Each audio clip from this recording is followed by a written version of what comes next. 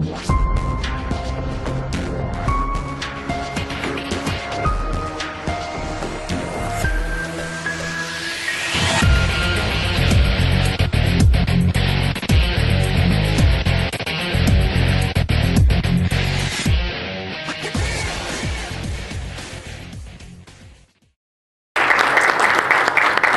un orgullo estar sentado en este lugar, sobre todo teniendo en cuenta la presencia del subsecretario de Formación y doctora Fernández. La verdad que es muy fuerte para mí en algún punto haber estado de ese lado, viéndolos a ellos acá y yo estar sentado de este lado, así que les voy a pedir disculpas por algún que otro horario que pase. En principio lo que les quiero comentar es que la charla del general Brown va a durar aproximadamente 45 minutos.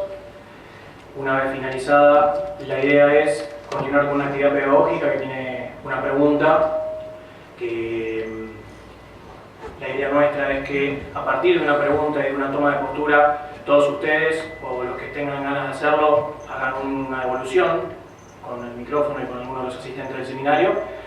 Les pedimos a todos que a partir de que lean la pregunta, una vez finalizada la exposición del general, se tomen el tiempo de elaborar de alguna manera una respuesta breve de unos 2 o 3 minutos. Pedimos que vayan, digamos, al tema en cuestión y en caso de que tengan preguntas adicionales al general se las podemos hacer en el caso de que haya tiempo, teniendo en cuenta la concurrencia, una vez finalizada la etapa pedagógica del seminario. Simplemente lo paso a presentar al general y lo dejo con él. El general de brigada Fabián Emilio Brown egresó al Colegio Militar de la Nación como subteniente del Arma de Infantería en diciembre de 1977 y pasó al retiro con el grado de general de brigada con fecha 26 de diciembre de 2013. Fue director del Servicio Histórico del Ejército entre el 2004 y el 2006, fue director del Colegio Militar de la Nación en 2010, director de Educación del Ejército y rector del Instituto Universitario del Ejército 2011-2013, actualmente es, además de docente de esta casa, el subdirector de la Escuela de Defensa, es licenciado en Historia, egresado de la Facultad de Filosofía y Letras de la UBA, licenciado en Investigación Operativa, egresado de la Escuela de Investigación Operativa.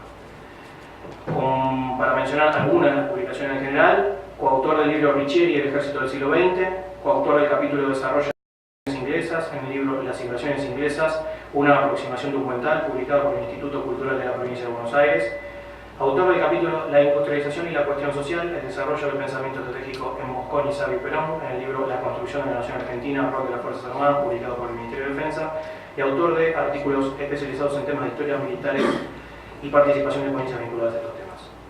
María, muchas gracias por estar acá. Gracias, Matías. Primero, quiero agradecer la presencia de las autoridades del Ministerio de Defensa que se encuentran dando marco a este seminario, agradecerle al Centro de Estudios Estratégicos para la Defensa, Gustavo, Cintia, Juan Manuel, Matías, esta oportunidad.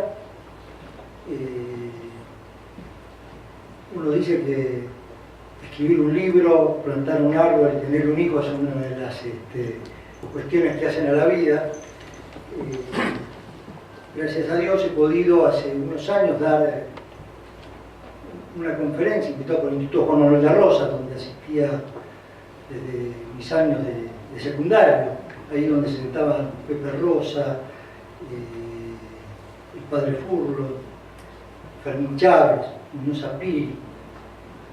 Poder estar sentado en ese lugar era como recibir un legado. Y hoy, como dijo Jorge Bataglino, estar sentado en este ámbito que creó el general Perón, justamente para la reflexión de los temas de defensa, los temas estratégicos del país, es también un momento importante en mi vida poder estar en este ámbito y referirme justamente al pensamiento del general Perón, ¿no? Alguien que, para algunos que entró al ejército en el 74, hay algunos compañeros míos de promoción que recuerdan la visita del general ese año al colegio, el haberlo visto, el haberlo escuchado. Ese año es un hito, ¿no? en nuestras vidas, y bueno, poder transmitir a los más jóvenes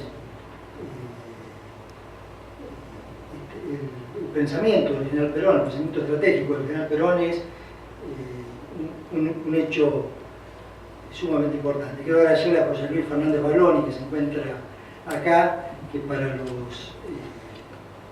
nosotros los militares peronistas un símbolo y un ejemplo de todos seguimos. Gracias, José. Bueno, en principio la importancia del hecho del pensamiento del general Perón es que el general Perón es parte, es el conductor, es la expresión visible de una revolución nacional, una revolución que modernizó las relaciones sociales de la Argentina y cambió la vida cotidiana de todos los argentinos. No solo eso, también cambió el mapa de la Argentina para tener una idea de la dimensión del hecho histórico del que estamos hablando. La nacionalización del comercio exterior, de los transportes, la disponibilidad de una flota mercante y aérea, el cambio del sentido de la distribución de la riqueza, el desarrollo científico y tecnológico. Bueno, resultó un proceso de transformación económica y social que el general Perón maduró y supo expresar en un pensamiento nacional y estratégico que se encarnó en un proyecto político que llevó adelante esta obra. Y esto es un poco lo que queremos mostrar o transmitir en esta conferencia, es cómo se fue conformando el sistema de ideas que el cuerpo social de la nación encarnó en algún momento y lo transformó en un proyecto político que condujo el general Perón entre los años 45 y 55. Esto es un poco el objetivo de la conferencia. Para ello vamos a tocar un tema esencial para comprender, y es cómo impactó la guerra interestatal en el siglo XX, en el pensamiento de muchos argentinos, de muchos políticos y militares que tuvieron la responsabilidad de conducir el país en esos años. Una guerra que ahora vamos a hablar un poco de las características que tuvo este fenómeno social en el siglo XX. Vamos a hablar también de cómo se vivió el periodo entre guerras en la Argentina. Un hecho esencial que posibilitó la concreción del proyecto nacional. ¿Cuál era el concepto de defensa nacional que tuvo el general Perón y cómo jugaron en esto la industrialización y la justicia social como elementos centrales de esa visión estratégica y fundamentalmente, bueno, cómo se plasmó todo esto en un proyecto transformador, en un proyecto político que cambió, como les decía, la vida de los argentinos en esos años.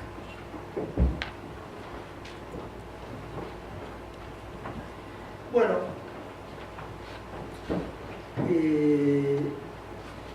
la segunda mitad del siglo XIX estuvo caracterizada por lo que se llama, muchos historiadores, Hobsbawm, la segunda revolución industrial.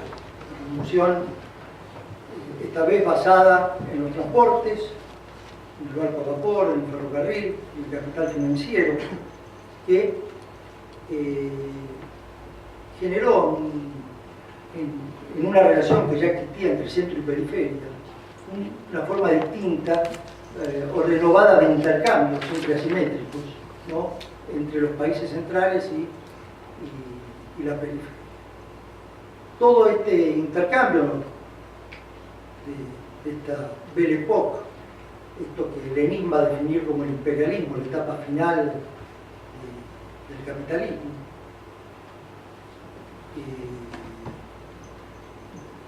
estos intercambios entre los países centrales y los países periféricos, más allá de los bienes materiales que se intercambian, también viene con intercambios simbólicos. Esto lo va a decir claramente, pero nos dicen cómo tenemos que pensar, además de cómo tenemos que intercambiar los productos. Bueno, la ideología reinante en esta época, el positivismo, un nuevo neorracionalismo del pensamiento basado en el pensamiento francés del siglo XVIII, en gran medida una renovación de este pensamiento, donde la razón y el progreso ilimitados eran la base de un crecimiento económico que se creía no iba a tener fallas en su continuidad. Este es el mundo de la paz armada, el mundo donde las potencias crean áreas de seguridad en el acceso a recursos naturales en el mundo de los imperios, ¿no? El imperio británico, el imperio alemán, el imperio ruso, el imperio austrohúngaro, el imperio turco, y las nuevas potencias que se van sumando como Estados Unidos y Japón a esta élite de países centrales y dominantes. Es también nuestra Argentina, en ese periodo que Botana denomina el Estado mínimo, ¿no? Que permite una sociedad civil fuerte, esto es, un Estado que posibilita el desarrollo de las actividades productivas y financieras con la menor regulación. Mínima regulación del Estado, y este capital, fundamentalmente extranjero, se desarrolla en servicios, empresas de los ferrocarriles, los puertos, actividades navieras, los fletes, las empresas de electricidad, y la Argentina asistía a esto con su materia prima, periodo de los granos, periodo de la carne, distintos periodos que se van sucediendo unos a otros en la dominancia de los intercambios. Pero este mundo que Hobsbawm define como el siglo XIX largo, comienzan una serie de eventos que van a cambiar el paradigma y dar las señales de un fin de ciclo definitivo de este contexto histórico. La Primera Guerra Mundial es un fenómeno que va a cambiar absolutamente. ¿Se escuchan? Bueno, ahí mejor. Que va a cambiar fundamentalmente lo conocido. El mundo conocido va a cambiar a partir de la guerra. La guerra va a tener una impronta en los países que las están librando, millones de muertos, la guerra de trincheras. Gramsci va a definir esta guerra como la guerra de trincheras, como la guerra justamente de sociedades capitalistas que tienen la capacidad de estar 3 años matándose, renovando materiales y renovando recursos humanos para no conseguir nada. Es decir, una guerra en donde no se alcanzan objetivos militares, escasos kilómetros, un ataque a lo sumo tiene como éxito, y en el medio de estos 260.000 muertos en una batalla, 300.000 en otra. Las cifras alcanzan cifras espeluznantes realmente. Cada familia tiene un muerto, tanto en Alemania, en Francia, particularmente, que van a ser los ejes de la contienda. Furet va a decir esto, la guerra igual a todos, en este sentido. Los mismos obuses que matan a los soldados los entierran. Tal es la cantidad de muertes y las matanzas que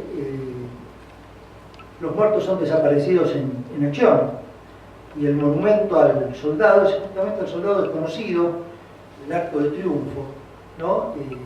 Es justamente un poco el ícono de la magnitud de las matanzas que estamos hablando. Bueno, este era el mapa con que se estudiaba cómo era Europa en 1914, ¿no? Y este va a ser el mapa porque se va a estudiar Europa después de los tratados de Versalles, Trianon los otros. Desaparecen estados completos, pero no solo desaparecen estados completos, sino que queda muy firme la impresión en el mundo de que la guerra no solucionó nada y que se va a otra guerra. No solo esto, sino que la guerra va a determinar la aparición de nuevos actores que van a generar un cambio sustancial de todo lo conocido. La Revolución Rusa, Lenin parece cumplirse su teoría de que el imperialismo y la guerra entre imperialistas es el fin del capitalismo. Esto produce la reacción de sectores, de distintos sectores que van a fundirse en las experiencias fascistas en distintos países de Europa, y sobre esto a los pocos años la Gran Depresión, que muestra el cataclismo final de ese mundo, ¿no? A esto viene la pregunta, la gran pregunta, ¿cómo la dirigencia argentina ve estos acontecimientos? ¿Cómo lo percibe? Y empezamos con la respuesta. En el periodo entre guerras, primer supuesto analítico de lo que vamos a presentar, el periodo entre guerras es un espacio que se abre en Sudamérica, en donde nuestros países pueden pensarse por sí mismos, porque las potencias van a estar ocupadas matándose entre ellos o en sus conflictos internos. Entonces, acá se abre un espacio en estos 20 años donde se van a desarrollar una cantidad de ideas que van a finalmente cristalizar en un proyecto político, en un proyecto nacional que realmente va a cambiar la faz de la Argentina.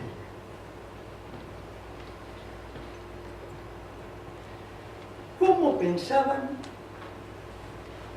nuestros militares la guerra? Bueno, lo pensaban con las categorías analíticas de las que disponían. ¿Y qué disponían? El pensador que más había, digamos, acertado en cómo era la guerra del futuro fue Colmar von der Goltz.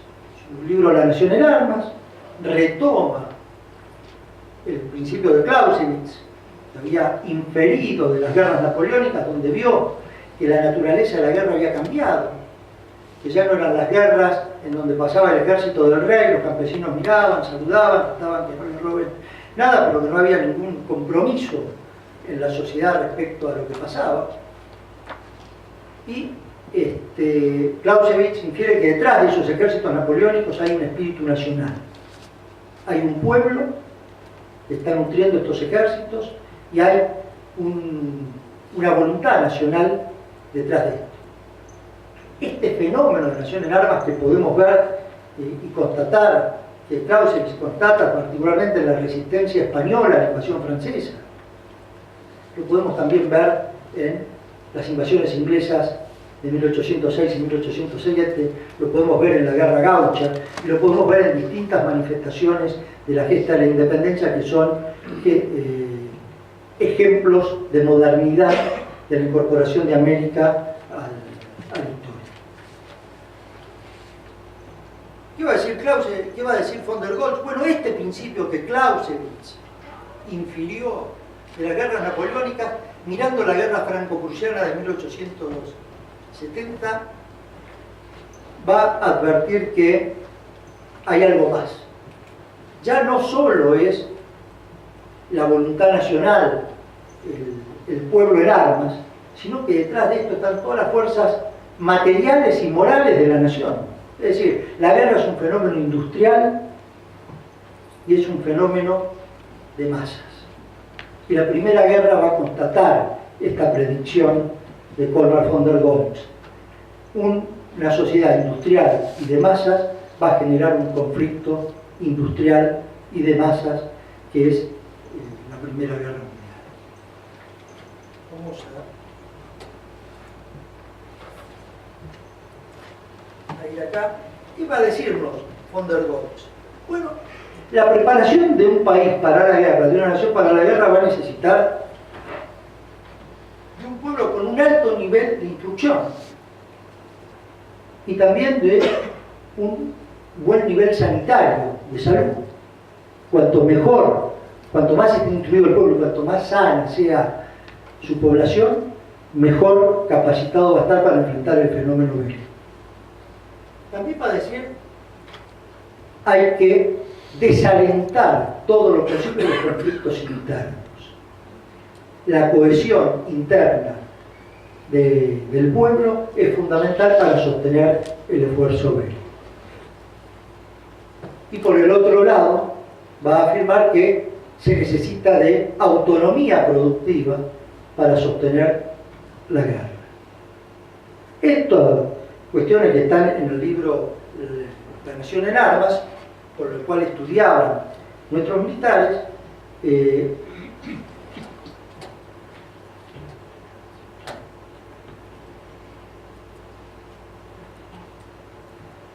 van a decodificar por las fuerzas materiales la necesidad de iniciar y alentar un proceso de industrialización en el país. Esto lo vemos muy temprano, lo vemos en el año 18, podemos sacar frases, por ejemplo,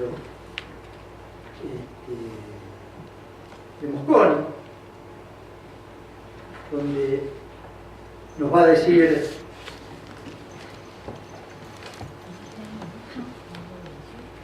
Enrique Mosconi que la independencia, lo tenemos acá, la independencia del año 10 tiene que ser reforzada con la independencia de nuestros cañones.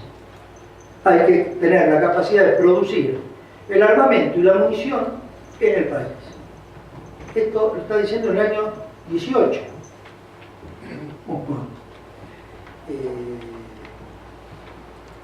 Y por fuerzas morales también se va a decodificar la necesidad de desalentar los conflictos internos que genera el capitalismo. El capitalismo, Mosconi, en ese mismo año, en el año 19, va a decir: y a ese calor se ha de renovar la vida con alma nacional de una pieza, con mente esclarecida, con todas las disciplinas del espíritu, con corazones animados por sentimientos de justicia y solidaridad social, y con brazos fuertes de soldados apasionados de su misión, de conductores del pueblo en armas, para afirmar la inviolabilidad de la justicia y nuestros derechos. Estamos hablando del año 1919 y estamos planteando con toda claridad la necesidad de justicia y solidaridad social para sostener la cohesión de nuestro pueblo. Bueno, este es el marco teórico, y Perón, que va a ser en esos años, en los años 30, profesor en la Escuela de Guerra, en apuntes de Historia Militar, nos va a decir: el concepto de la nación en armas o guerra total, emitido por el mariscal von der Goltz en 1883, es, en cierto modo, la teoría más moderna de la defensa nacional, por la cual las naciones buscan encauzar en la paz y utilizar en la guerra hasta la última fuerza viva del Estado para conseguir su objetivo político. Hoy los pueblos disponen de su destino. Ellos labran su propia fortuna o su ruina. Es natural que ellos en conjunto defiendan lo que cada uno por igual ama y le interesa defender de la patria y su patrimonio. Esta es la definición con la cual Perón enseñaba como profesor en la Escuela de Guerra en los años 30.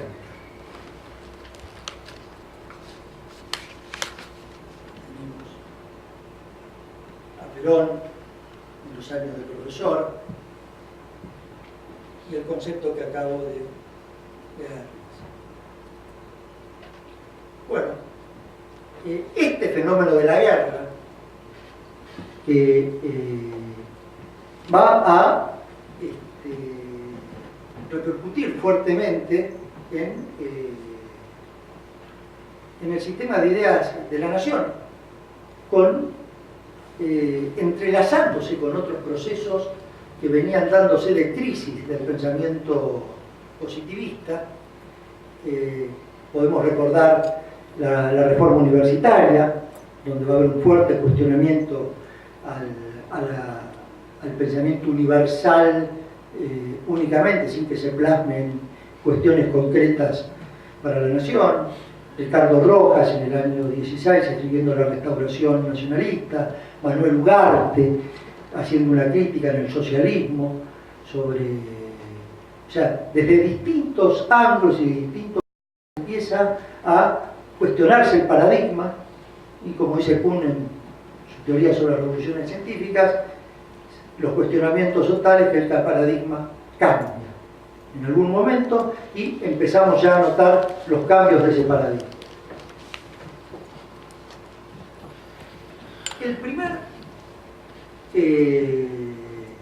La primera expresión de un pensamiento estratégico en Argentina va a ser el almirante Storni, que en el año 16 va a plantear en la conferencia del mar una visión que va a ser, digamos, una mezcla entre lo antiguo y cosas nuevas, ¿no? ¿En qué tenemos en lo antiguo? Bueno, considera a la Argentina una isla, no la considera una parte del continente, más bien toma las ideas de Mackinder o Mahan, las traslada acá al decir, bueno, la Argentina insular. También considera que nada bueno vino de acá, sino que todo vino del mar, es decir, todo lo que es para transformar la Argentina bajó de los barcos. Pero agrega otros conceptos que son interesantes, ¿no?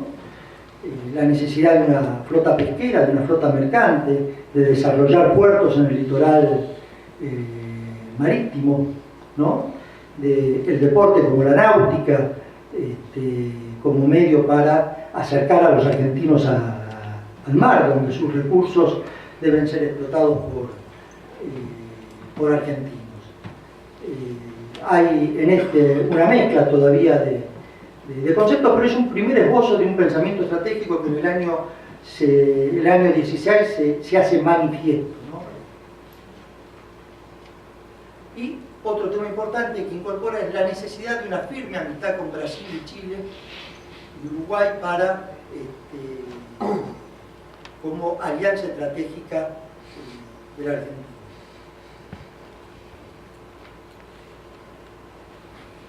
El segundo pensamiento importante, ya con una solidez conceptual fundamental, es el de Mosconi. Mosconi, ustedes saben,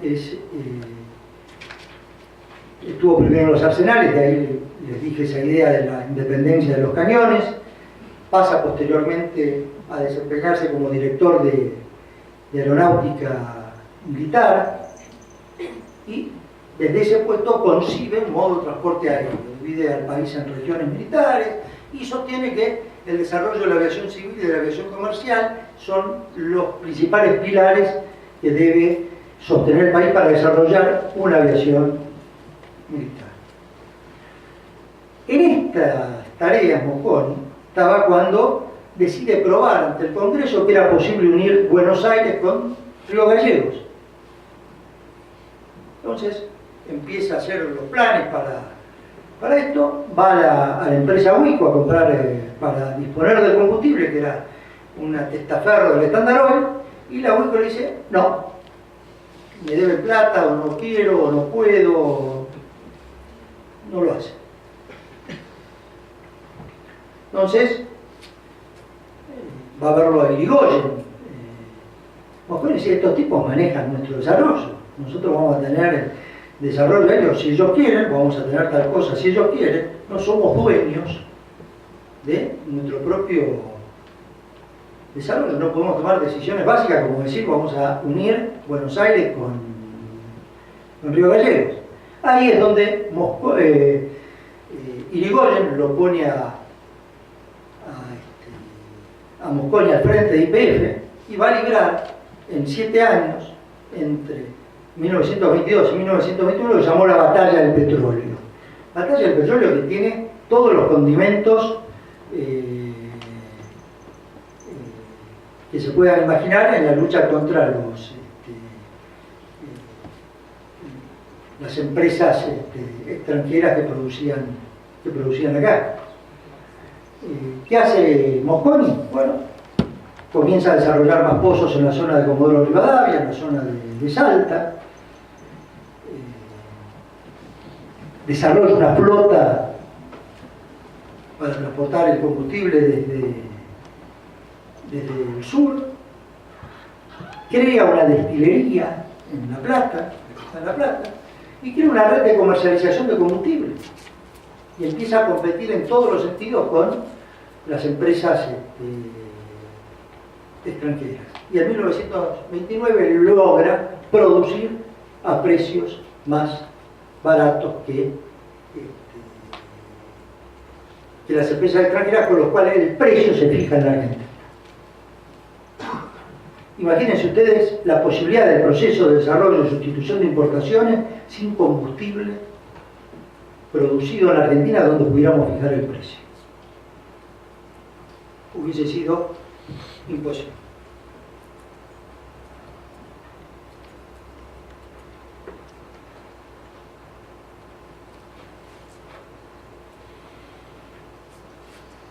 Esta idea que ya fijamos con la necesidad de una nueva independencia, o sea, este concepto de la necesidad de la independencia económica lo va a plantear Mosconi, como les decía, ya desde el 19, y posteriormente Savio en el año 45, y lo va a plantear semanas antes del 17 de octubre. O sea, para tener una idea de cómo se está entrelazando los procesos de ideas que se van dando con los desarrollos productivos, el petróleo primero, el acero después, con el pensamiento ya de un modelo orgánico y de un nacionalismo popular que plantea un modelo de país. O sea, todo esto se va encuadrando en un sistema de ideas que nace, por un lado, por una necesidad estratégica militar, pero también se está encuadrando con una sociedad que va elaborando un sistema de ideas desde sectores populares que van a plasmar en Forja, ¿no?, particularmente ese nexo que se va a estar entre el modelo político y lo que va a ser el proyecto. Ahora me gustaría trabajar un poco estos conceptos.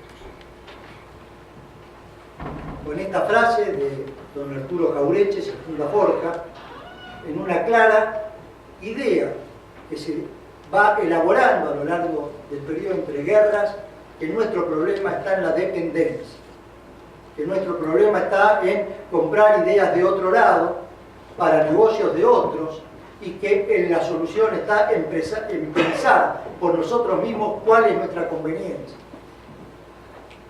Dentro de este marco dentro de este dilema, es donde va a plasmar el proyecto nacional. Jauretche va a decir que hay tres factores: historia, pueblo y espacio, para definir un pensamiento nacional, y que, bueno, conceptos de extensión y profundidad del territorio son fundamentales para una visión integral del país. Cuando digo una visión integral, en el caso de la Argentina, que no es un país que se proponga expansiones, ni otro es la integración, el mirar fronteras hacia afuera, o la proyección antártica, como se dio en los años 40, en los años 50. Entonces, estamos en los albores de algo nuevo, en los albores de la definición de un pensamiento nacional. Es un pensamiento que no está en contradicción con lo universal, que busca aportar a lo universal, pero mirándose desde lo propio, pensar lo propio para integrarse en lo universal. Es un pensamiento estratégico. ¿Por qué es estratégico? porque es un pensamiento para la acción, es un pensamiento que se tiene que plasmar en políticas concretas y que es un pensamiento, en definitiva, para la base de un proyecto nacional. Quiero rescatar la figura de don Gustavo Sirigliano, un pensador nacional que nos va a decir, bueno, justamente la diferencia entre modelo nacional y proyecto nacional. El modelo es una elaboración intelectual, esto lo logra Forja, básicamente.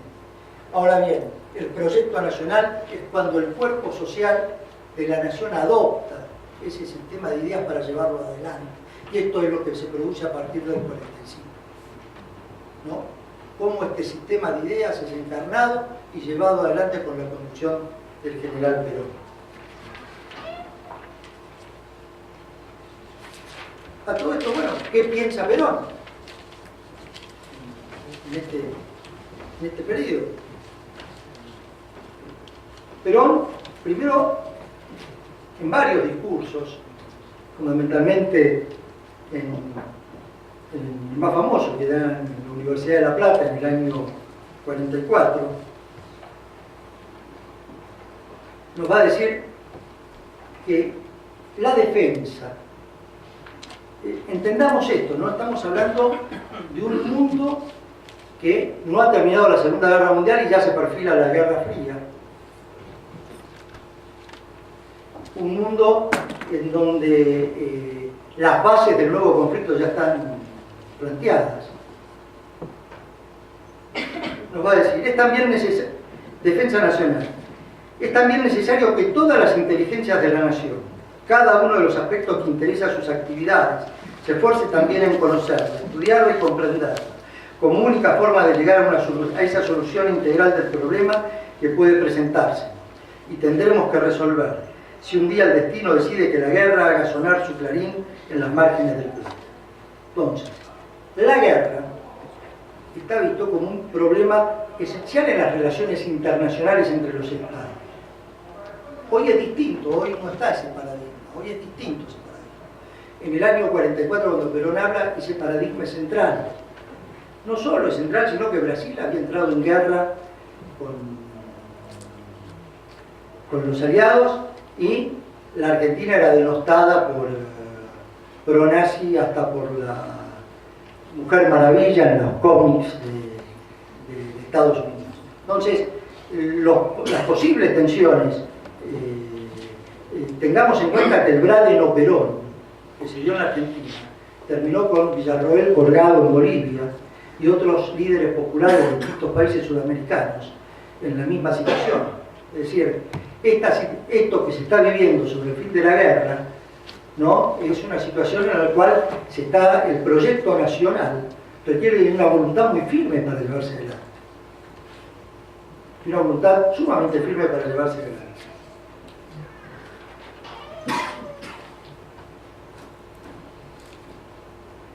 Agrega Perón respecto a la defensa nacional.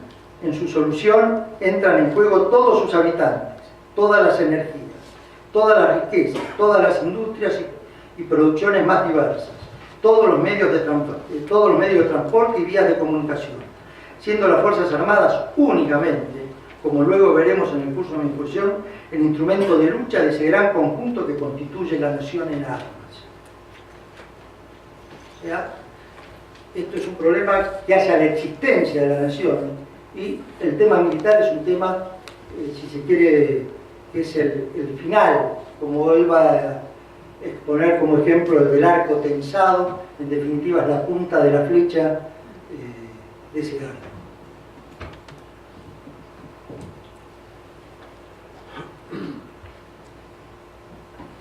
El proyecto nacional requiere, como recién veíamos, de voluntad, un argumento y una voluntad. Vamos a ver en Perón el argumento, cómo Perón va a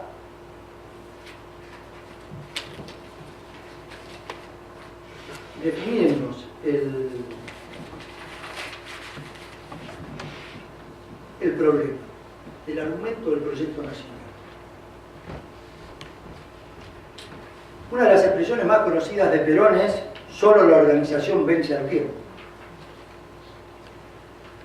Y justamente el tema de la organización es uno de los lugares, uno de los ejes centrales de la reflexión en el pensamiento de Perón.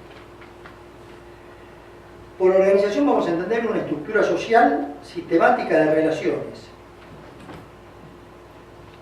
que está detrás de un propósito, de lograr un fin, un objetivo. El Estado es una organización social y el Estado debe tener un propósito, un eje central que defina este proyecto. Las organizaciones se proyectan hacia el futuro, piensan su futuro y la forma de expresar ese pensamiento es el planeamiento. El pensamiento estratégico, en definitiva, va a ser, el planeamiento va a ser una de las grandes preocupaciones de Perón, por eso crea esta escuela. Y lo dice cuando en diciembre del 50 crea esta escuela, da la primera clase magistral, va a decir con todas las letras cuál es la función de esta escuela para el resto del Estado. O sea, tiene que servir al resto del Estado para... Dice, los objetivos políticos de las naciones son una consecuencia directa de la sensibilidad de los pueblos. Y debemos recordar que estos tienen ese instinto seguro que en la solución de los grandes problemas los orienta siempre hacia lo más conveniente. Los estadistas o gobernantes únicamente los interpretan y los concretan en forma más o menos explícita y ajustada. Y agrega, nuestro país, como pocos en el mundo, puede formular ideales confesables y dignos. Nunca nuestros gobernantes tuvieron principios de reivindicación o conquistas territoriales. No pretendemos ejercer una hegemonía política, económica o espiritual en nuestro continente. Solo aspiramos a nuestro natural engrandecimiento mediante la explotación de nuestras riquezas y a colocar el excedente de nuestra producción en los diversos mercados mundiales para que podamos adquirir lo que necesitamos. Deseamos vivir en paz con todas las naciones de buena voluntad del globo y progreso de nuestros hermanos de América. Solo nos produce satisfacción y orgullo. Queremos ser el pueblo más feliz de la tierra, ya que la naturaleza se ha mostrado tan pródiga con nosotros. En definitiva, Perón nos está diciendo: somos un pueblo pacífico, queremos desarrollarnos en paz, queremos que no nos interrumpan o no nos... o sea, básicamente, como diría Dolina, no queremos que nos den una mano, queremos que nos saquen las manos de encima para poder desarrollarnos. Y Perón dice, bueno, ¿cómo se logra esto de un Estado que apunte a un propósito? Entonces, dice que primero lo que hay que tener es, bueno, ¿cuál es el principio fundante de ese Estado? ¿Cuál es el eje hacia el cual todo tiene que orientarse? Se lo va a definir: la patria justa, libre y soberana. Ese es el eje fundante hacia el cual todo debe encaminarse. Y dice, perdón, agregando un poco la frase peruana al razonamiento anterior, los imperialismos cristalizan alrededor de doctrinas imperialistas un número de satélites que se pliegan a esa doctrina. Y por lo tanto, esos pueblos no pueden tener doctrina propia. La única forma de tener una doctrina propia es que empecemos a pensar por nosotros cuál es nuestra conveniencia. Entonces, el propósito de la organización, el propósito del Estado argentino es la patria justa, libre y soberana. Y para este propósito, hay que desarrollar una doctrina nacional que competa a todo el Estado. Esa doctrina nacional es lo que va a dar coherencia al accionar de cada una de las partes para que esas partes no accionen sin un sentido que las aglutine. Hace un año acá el coronel Marocero decía en un discurso con respecto a los fusilamientos del 56, Vivíamos en un Estado que tenía Ministerio de Agricultura, pero carecía de Ministerio de Salud. La organización del Estado tiene que mostrar para qué está y cuál es la función hacia la cual se va a entender. Entonces, Perón, en esta preocupación por la organización del proyecto nacional, primero va a dar una entidad fundante al Estado y va a definirla, la patria justa, libre y soberana, y después va a trabajar en la doctrina nacional. No quiero decir con esto que hoy hay que estos son los términos en que se trabaja en la actualidad. Sí, de ese mundo que tenía en la guerra un fenómeno particular de las relaciones internacionales, ese mundo que fijaba, que Perón fija en la patria justa, libre y soberana, el propósito fundante, y después la preocupación de elaborar una doctrina nacional para que todas las partes del Estado trabajen en función, nosotros tenemos que rescatar la necesidad de, bueno, cuál es el principio fundante, cómo desarrollar un principio estratégico, que ya no va a estar como entidad, si se quiere, integradora en la defensa, como el cupo en esos años, sino va a estar posiblemente en otra matriz o en otra función del Estado, a la cual la defensa va a contribuir con sus recursos. Y Perón va a definir en esto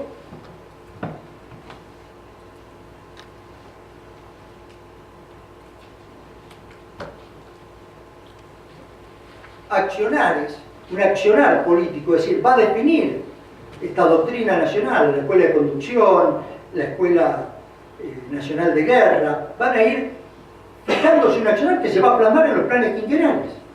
Los planes quinquenales van a ser los que van a fijar las pautas de cómo este pensamiento del proyecto nacional se va a ir concretando en tiempos y en espacios determinados.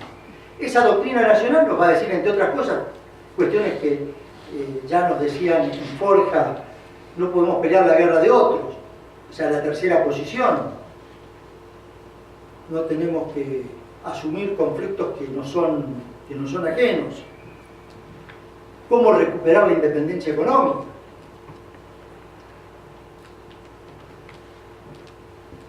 Y toma en este discurso, dado en esta escuela, dar la primera cátedra en esta casa, una frase, la situación de San Martín, diciendo: declaren la guerra de la independencia, declaren la independencia. Yo no puedo ir a Chile como el rebelde de una colonia, tengo que ir como el libertador de una patria libre. Entonces, seamos libres, lo demás no importa nada, y esta idea de la autodeterminación en fijar nuestros propios objetivos es un elemento central del pensamiento peronista en el proyecto nacional. Y dice Perón: cuando hayamos establecido firmemente nuestra industria pesada y la capacidad de abastecimiento de combustible, podremos decir que hemos consolidado nuestra libertad o autonomía económica, que es uno de los grandes esfuerzos que se van a intentar en esos años. Voluntad de realización del proyecto nacional. En estos años se nacionalizó el comercio exterior. Para tener una idea, Perón hace una descripción del pacto Roca-Runciman y hace en términos bastante eclécticos, ¿no? Hace una condena y dice: bueno, no se estaba prácticamente en condiciones de negociar de otra manera. Inglaterra impuso sus términos. En cambio, en el año 47, cuando vinieron a negociar, pudimos negociar en otros términos. Aguantamos el 47, aguantamos el 48, y en el 49 ellos tuvieron que venir a aceptar los precios que nosotros dábamos por nuestros productos, con una diferencia. En el año 35, el 70% de nuestra carne era vendida a Europa. En el año en el año 50 el 80% de la carne se consumía acá y podíamos vender al doble de precio que vendíamos en el 70, en el 35, nuestros productos en Inglaterra. ¿Con qué nos pagaban los ingleses? Y nos pagaban con las empresas de servicio que tenían acá, y para colmo les quedaba excedente. Bueno, ese cambio de flujo de recursos para cambiar la distribución, el eje de la distribución de la riqueza, va a ser esencial en el pensamiento estratégico del general Perón. Integración regional, posición frente a la Guerra Fría. Esto no se hace sin voluntad. Esto no se hace sin tener la oposición de otra voluntad que no va a querer la libre disposición. Estamos hablando de un país que lo único que está pidiendo es déjenme desarrollarme. No está diciendo esto, no está buscando los recursos de otros, no está... Sin embargo, esta oposición va a ser muy férrea. Y estos son parte de los logros que conocemos del proyecto del 45 al 55, que aún hoy, pese a lo mucho que hemos vivido, son puntales centrales de nuestro desarrollo. Una aerolínea de bandera, desarrollos como el PULP, la capacidad de nuestros astilleros, el IAPI, aplicaciones militares, UNICEF.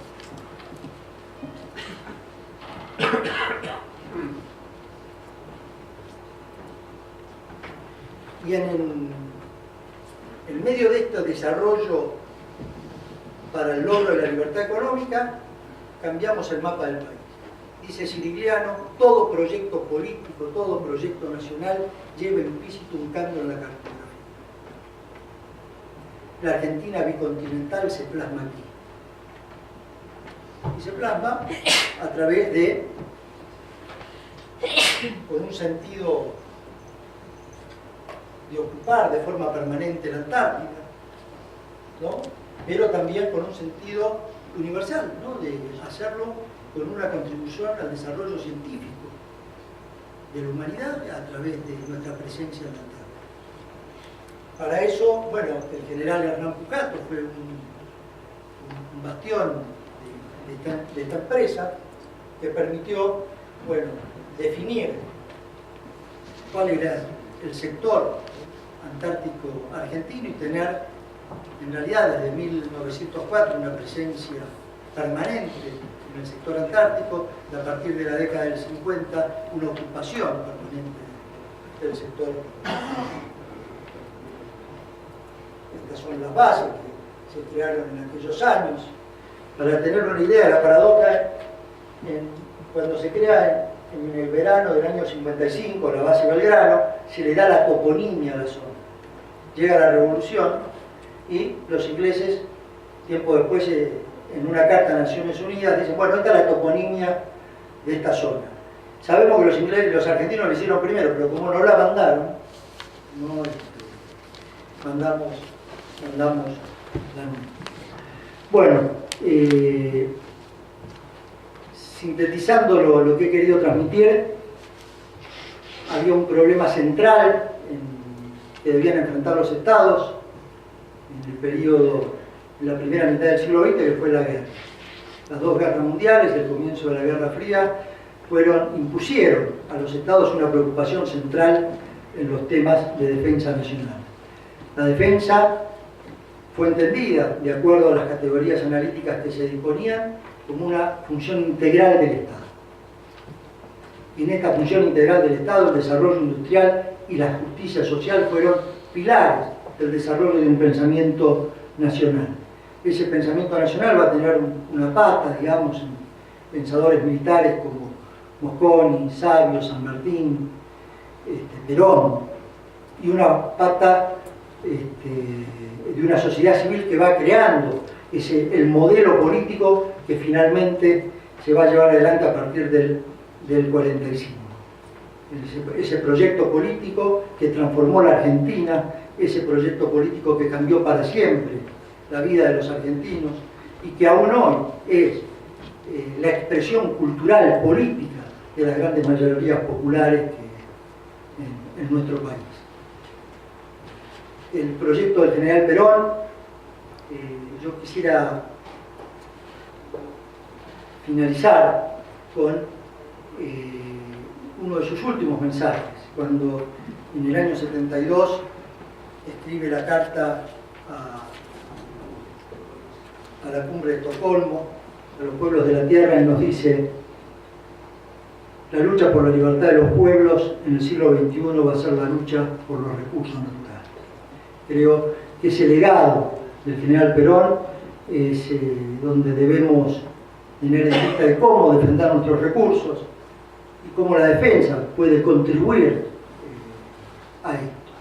Creo que es parte de un pensamiento estratégico que logró concretarse. En pocos periodos de la historia los proyectos pueden concretarse. Y en general pasa cuando las potencias están ensimismadas en sus conflictos. Nos pasó con la independencia, con las guerras napoleónicas, se desarrolló el proyecto independentista y se desarrolló en el periodo entre guerras, en donde distintos países sudamericanos lograron expresiones nacionales que pudieron plasmar en proyectos políticos. Si se quiere, uno de los emblemáticos es el que llevó adelante Juan Domingo Perón, y es el que venimos a rescatar hoy con profundo orgullo de soldado, que este soldado argentino haya podido contribuir con su pueblo de la manera en que logró expresar cómo ese pueblo sentía en ese periodo histórico. Muchas gracias.